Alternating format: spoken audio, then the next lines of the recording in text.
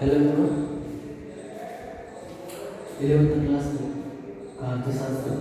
आज अर्थशास्त्र में हम अर्थशास्त्र के विभागों की बात करेंगे कि अर्थशास्त्र के कौन कौन से विभाग हैं और उन विभागों का क्या अपना विशेष महत्व है। बेटा, अर्थशास्त्र के विभागों की बात करूँ तो अर्थशास्त्र के 5 विभाग हैं।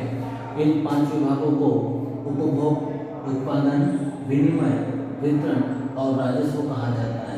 अर्थशास्त्र के जो 5 विभाग है, उन 5 विभागों में सबसे पहला है उपभोग, दूसरा है उत्पादन, तीसरा विनिमय, चौथा वितरण और 5वां राजस्व। सबसे पहले उपभोग जो होता है वो केंद्र बिंदु है। इस प्रकार का केंद्र बिंदु जिससे आर्थिक क्रियाएं घूमती है, ये उपभोग है। इससे जितनी भी आर्थिक क्रियाएं हैं, वे आर्थिक क्रियाएं इस उपभोग पर क्या करती है, घूमने का कार्य करती है। जो उपभोग है उस उपभोग पर ही जितनी भी आर्थिक क्रियाएं हैं, वे सभी क्रियाएं घूमती है। उपभोग के सिद्धांत पर ही अर्थशास्त्र के संपूर्ण सिद्धांत अवलंबित होते हैं। इनके सिद्धांत पर ही इस अर्थशास्त्र के सारे सिद्धांत अवलंबित होते रहते हैं। यह विभाग जो उपभोग है, यह विभाग अर्थशास्त्र का जो अर्थशास्त्र है उस अर्थशास्त्र का प्रथम तथा आधारभूत विभाग है। इसे हम प्रथम भी कह सकते हैं, आधारभूत भी इसे कह सकते हैं। अर्थशास्त्र में उपभोग के तात्पर्य वस्तु की उपयोगिता को मानव आवश्यकता की पूर्ति हेतु नष्ट करने से है। जिसे पानी पीने के पश्चात उसकी उपयोगिता नष्ट हो जाती है। बेटा, उपभोग मतलब वस्तु के इस्तेमाल करने के बाद उसकी उपयोगिता कितनी बचती है उसकी बात होती है। किसी भी वस्तु का जब आप उपयोग करोगे तो जो उसकी उपयोगिता होगी वो उपयोगिता कैसी हो जाएगी, नष्ट हो जाएगी, समाप्त हो जाएगी। पानी पी लीजिए, पानी पीने के बाद पानी की उपयोगिता कैसी हो जाएगी, समाप्त हो जाएगी। अतः यह पानी का उपभोग कहलाएगा। भैया आपने उसका क्या कर लिया, इस्तेमाल कर लिया, तो हम क्या कहेंगे, उपभोग हमारे द्वारा इस्तेमाल किया गया। उपभोग ही आर्थिक क्रिया का आदि तथा अंत होता है। उपभोग ही जो आर्थिक क्रियाएं होती है उसका आदि भी है और उसका अंत भी है। व्यक्ति किस प्रकार से उसका उपभोग करता है, किस प्रकार से उसका इस्तेमाल करता है, वो उपभोग ही आर्थिक क्रियाओं का आदि भी है और उसका अंत भी है। प्रारंभ भी वहीं से होता है और समाप्त भी आर्थिक क्रियाएं वहीं से, उपभोग से ही प्रारंभ भी होती है और उपभोग से ही भी आर्थिक क्रियाओं की शुरुआत होती है। उपभोग के अंतर्गत आवश्यकताओं की संतुष्टि से संबंधित नियमों और सिद्धांतों का अध्ययन किया जाता है, जिसे हम उपभोग सिद्धांत कहते हैं। कंजम्पशन थ्योरी जिसे हम कहते हैं। इसमें क्या होता है बेटा, जो सिद्धांत है उन सिद्धांत का जो नियम है वो नियम कौन से होते हैं, उपभोग या उपभोक्ता संतुष्टि नियम, जहाँ से उपभोक्ता क्या हो, संतुष्ट हो। किसी भी वस्तु का इस्तेमाल करने के बाद जब व्यक्ति को संतुष्टि मिलती है वही उसका क्या कहलाता है, सिद्धांत कहलाता है। और जो उपभोग है वो उपभोग उस जो कंज्यूमर है, जो ग्राहक है, उस ग्राहक से जुड़ा हुआ होता है। क्योंकि उपभोग वो क्रिया है जिसमें व्यक्ति किसी वस्तु का क्या करता है, इस्तेमाल करता है, उसका यूज करता है। जैसे आपको एग्जांपल दिया कि पानी पीने के बाद, पानी पी लिया, पानी पीने के बाद उसकी उपयोगिता क्या हो गई, समाप्त हो गई। क्यों समाप्त हो गई, क्योंकि मैंने उसको क्या कर लिया है, उसका उपभोग कर लिया है। और किसी भी वस्तु का उपभोग या उपयोग करने के बाद उसकी जो कीमत होती है या उसकी जो उपयोगिता होती है वो क्या हो जाती है, नष्ट हो जाती है, समाप्त हो जाती है। किसी भी वस्तु के उपभोग या उपयोग के बाद उसकी उपयोगिता नष्ट हो जाती है, समाप्त हो जाती है। दूसरा विभाग अर्थशास्त्र का वो है उत्पादन। केवल ऐसी उपयोगिता वृद्धि का उत्पादन कहा जा सकता है जिसके परिणाम स्वरूप किसी वस्तु में मूल्य की वृद्धि या विनिमय साध्य की वृद्धि हो जाए, अर्थात उस वस्तु के बदले में पहले से अधिक वस्तुएं मिल जाए। यह अर्थशास्त्र का दूसरा प्रमुख विभाग है। उत्पादन अर्थशास्त्र का दूसरा विभाग है।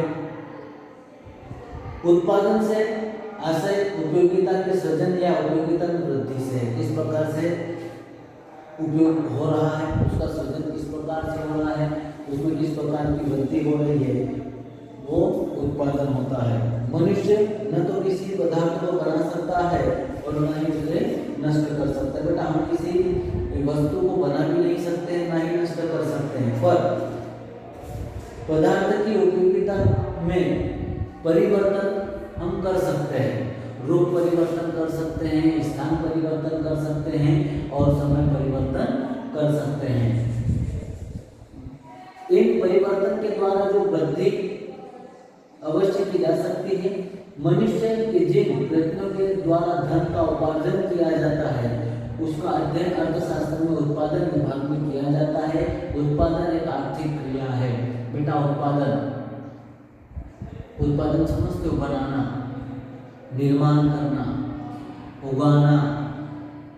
देखो हर क्षेत्र में उत्पादन का एक अलग महत्व होगा। जैसे कृषि कार्य में लेंगे तो गेहूं का उत्पादन कहेंगे, फसल का उत्पादन कहेंगे, कपास नामक फसल का उत्पादन कहेंगे। लेकिन वही जब हम इंडस्ट्रीज में आएंगे तो किसका उत्पादन होगा? खिलौने बनाए वो भी तो उत्पादन हुआ। वे सभी क्रियाएं जो आर्थिक होती है वो उत्पादन से जुड़ी हुई होती है। किससे जुड़ी हुई होती है? उत्पादन से। चाहे कैसी भी क्रिया हो, खुद उत्पादन भी एक आर्थिक क्रिया है। चाहे कैसा भी उत्पादन हो, उत्पादन को कौन सी क्रिया में रखते हैं? तो जो आर्थिक क्रिया होती है उस आर्थिक क्रिया में उत्पादन को रखा जाता है। जो उत्पादन होगा उसको कौन सी क्रिया में रखा जाएगा? आर्थिक। किसमें रखा जाएगा बेटा? आर्थिक क्रिया। कौन सी क्रिया? आर्थिक क्रिया में उत्पादन आएगा। उत्पादन जो होगा वो कौन सी क्रिया में आएगा? आर्थिक क्रिया में। क्यों आएगा? क्योंकि उत्पादन स्वयं क्या है? एक आर्थिक क्रिया है। उत्पादन के माध्यम से ही आर्थिक क्रियाएं संपन्न होती है। व्यक्ति किसी वस्तु को नष्ट भी नहीं कर सकता, ना बना सकता, लेकिन उसमें परिवर्तन जरूर कर सकता है। उदाहरण के लिए आप देखो आयरन, लोहा एक खनिज पदार्थ होता है, लेकिन हम उसमें क्या करते हैं? उसको समाप्त भी नहीं कर सकते, उसे बना भी नहीं सकते, लेकिन उसमें हम परिवर्तन कर देते हैं। उसका रूप परिवर्तन कर सकते हैं, उसका समय परिवर्तन कर सकते हैं। हम बिहार से उसे मध्य प्रदेश तक ले आते हैं। उसका जो रूप था पहले ठोस रूप में था, यहाँ आया तो उससे अनेक प्रकार के या तो दरवाजे बना दिए, खिड़की बना दी और भी बहुत सारी चीजें हमने उस लोहे के माध्यम से बना दी। तो हम उसका क्या कर रहे हैं? रूप परिवर्तन कर रहे हैं, उत्पादन कर रहे हैं। इसलिए उत्पादन को आर्थिक क्रिया में जोड़ा गया है। उत्पादन को स्वयं को आर्थिक क्रिया कहा गया है। तीसरा है विनिमय। आपने 10वीं क्लास में विनिमय के बारे में पढ़ा होगा कि विनिमय क्या होता है, किसे विनिमय कहा जाता है, विनिमय के कौन कौन से लक्षण होते हैं, विनिमय का मतलब क्या होता है। तो बता दो, विनिमय मतलब एक्सचेंज, वस्तु के बदले वस्तु को बदलना विनिमय कहलाता है। प्राचीन समय में वस्तु के बदले वस्तु को बदला जाता था, लेकिन आज वर्तमान समय में वस्तु के बदले वस्तु को ना बदलते हुए उसके स्थान पर आर्थिक क्रियाएं की जाती है। कम उपयोगी वस्तु देकर अधिक उपयोगी वस्तु लेना ही विनिमय है। हम क्या करते हैं? विनिमय एक्सचेंज कैसे होते हैं? जो हमारे काम की चीज नहीं है वो किसी और को देते हैं, और जो हमारे काम की चीज है वो हम रख लेते हैं। तो वो जो क्रिया होगी उस क्रिया को कहा जाएगा विनिमय। क्या कहा जाएगा उसे? विनिमय। यह अर्थशास्त्र का तीसरा प्रमुख भाग दो व्यक्तियों एवं दो पक्षों के मध्य होने वाले ऐच्छिक, वैधानिक एवं पारस्परिक हस्तांतरण को विनिमय कहते हैं। सभ्यता के विकास के पूर्व मनुष्य की आवश्यकताएं सीमित थी। ऐसी स्थिति में वह वस्तु विनिमय के द्वारा अपनी आवश्यकताओं की पूर्ति कर लेता था। सभ्यता के विकास के साथ साथ मनुष्य की आवश्यकताओं में वृद्धि होती गई। परिणाम स्वरूप मुद्रा का प्रादुर्भाव हुआ एवं मुद्रा के द्वारा विनिमय किया जाने लगा। विनिमय आर्थिक प्रणाली का महत्वपूर्ण भाग है। विनिमय के अंतर्गत हम बाजार की वस्तुओं का मूल्य निर्धारण, बाजार की दशाएं, बैंकिंग, व्यापार इत्यादि का अध्ययन करते हैं। बेटा जब विनिमय की बात होगी तो विनिमय में हम बैंकिंग, व्यापार, मूल्य का, देखो वस्तु के मूल्य का निर्धारण भी विनिमय के माध्यम से होगा, क्योंकि वर्तमान समय में मुद्रा का प्रभाव है, मुद्रा के माध्यम से विनिमय का कार्य होता है, और जब मुद्रा के माध्यम से विनिमय का कार्य होता है तो हमें जो भी वस्तु हमें एक्सचेंज करनी है उस वस्तु के मूल्य का पहले क्या करना होगा, मूल्य निर्धारण करना होगा। बिना मूल्य निर्धारण के हम वस्तु को क्या नहीं कर सकते हैं, एक्सचेंज नहीं कर सकते हैं। प्राचीन समय में हम वस्तु के बदले वस्तु को परिवर्तित कर लेते थे, एक्सचेंज कर लेते थे, बदल लेते थे, लेकिन वर्तमान में मुद्रा का प्रादुर्भाव हुआ, मुद्रा का प्रचलन बढ़ा, और मुद्रा के प्रचलन के कारण अब हम जो वस्तु को बदलने की प्रवृत्ति अपनाते हैं तो उस प्रवृत्ति में अब हमें उस वस्तु के मूल्य का निर्धारण करना होगा कि जो मैं वस्तु बदलने वाला हूँ या लेने वाला हूँ उसका मूल्य क्या होगा, क्या उसकी कीमत होगी। उस कीमत का निर्धारण करना मेरे लिए सबसे महत्वपूर्ण हो जाता है। बिना निर्धारण के मैं वर्तमान समय में विनिमय का कार्य नहीं कर सकता हूँ। फिर है वितरण। वितरण सीधा सा वितरण का अर्थ होगा तो वितरण उत्पादित धन को उत्पत्ति के विभिन्न साधनों के स्वामियों के मध्य विभाजित की एक कला का नाम है। बेटा जो उत्पादित धन है उस धन को उत्पत्ति के जो साधन है उन साधनों के जो स्वामी है उनको बांटना। जैसे धन है, आपने पहले किसी वस्तु को बनाया है, फैक्ट्री, आप मजदूर खेती की बात कर लेते हैं, जल्दी समझ में आ जाएगा। देखो एग्रीकल्चर सेक्टर्स जो है, कृषि भाग जो है, किसान है, चूंकि मैं किसान, मेरे पास जमीन है, उस जमीन में मैंने उत्पादन किया, उत्पादन से मुझे लाभ मिला, तो बेटा जो लाभ मिला वो उस लाभ को सबसे पहले मैं क्या करूँगा, सबसे पहले तो जो मैं बीज लाया था उस बीज वाले को कैसे दूंगा, मेरे पास जो संपदा है उसे बांटूंगा, ठीक है। खाद वाले को दूंगा, दवाई वाले को दूंगा, मजदूरी वाले को दूंगा, जिसने कल्टीवेशन का कार्य किया, निदाई गुड़ाई की, उसे पैसे दूंगा।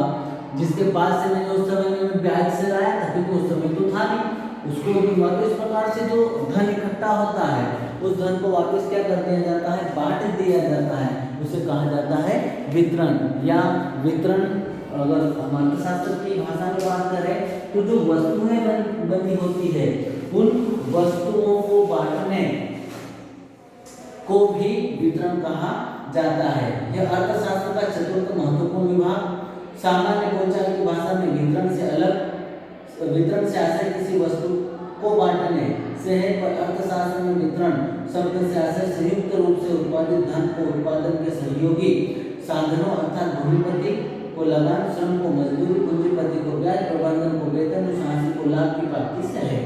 इसके साथ ही वितरण में राष्ट्रीय आय और से संबंधित समस्याओं का भी अध्ययन किया जाता है। देखो बेटा जो थे उन सबको, जैसे मजदूर है तो मजदूरी देना है, श्रम पूंजी है तो उसका जो भी लगता है वो सब वितरण में आता है। अब होता है राजस्व। राजस्व लोक सत्ताओं की आय, उनके व्यय तथा उनके परस्पर समायोजन की विधि की विवेचना करता है। राजस्व लोक सत्ताओं की आय, उनके व्यय तथा उनके परस्पर समायोजन की विधि की विवेचना करता है। किसने कहा? प्रोफेसर डाल्टन ने कहा। यह अर्थशास्त्र का पांचवा और अंतिम विभाग। राजस्व के अंतर्गत सरकार के आय व्यय का अध्ययन किया जाता है। प्रत्येक सरकार का लक्ष्य अधिकतम जन कल्याण होता है, जिसकी पूर्ति वह राज्य के राजस्व के द्वारा करती है। राजस्व, जिसके लोक वित्त भी कहा जाता है, के अंतर्गत कराधान, सार्वजनिक व्यय, सार्वजनिक ऋण, बजट एवं वित्तीय प्रशासन का अध्ययन किया जाता है। देखो बेटा, रेवेन्यू राजस्व हमसे भी तो वसूला जाता है। हम जो टैक्सेस देते हैं ना वो इससे रिलेटेड है। क्लियर हो गया? ये इकोनॉमिक्स के 5 पिलर्स भी कहा जाता है इन्हें 5 प्रमुख भाग कहे जाते हैं। आपके लिए होमवर्क में इन्हीं 5 को डिस्क्राइब करना है, इन 5 को संक्षिप्त रूप से लिखना है। उपभोग, उत्पादन, विनिमय और वितरण, इन 5 के बारे में मैं आपसे कल होमवर्क में देखूंगा। 5 का मुझे थोड़ा सा वर्णन करके आपको देना है कि उपभोग क्या होता है, उत्पादन क्या होता है, विनिमय क्या होता है और वितरण और राजस्व क्या होता है।